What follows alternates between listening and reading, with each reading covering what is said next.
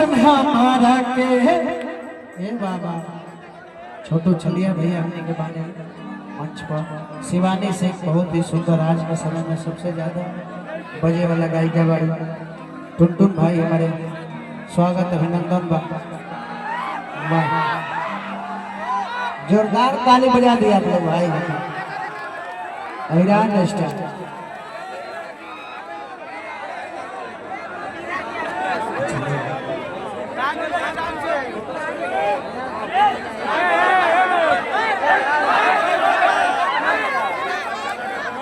Hello अरे की पल पल बीतता धरिया तोहरिया पहचान आई है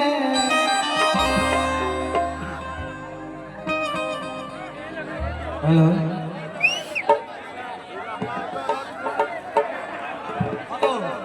बाउंसर लोग जितना लोग स्टेज पे चढ़ल बा सारा लोग आके स्टेज पे सारा लोग के पीछे करवाई ताकि प्रोग्राम ऐसे ना हो पाए। बाउंसर अगर जितना आवाज सुना चलो जितना लोग बा इकट्ठा होकर सब कोई के स्टेज से बाहर निकाल, जो कलाकार के साथ सब कोई के बाहर निकाल।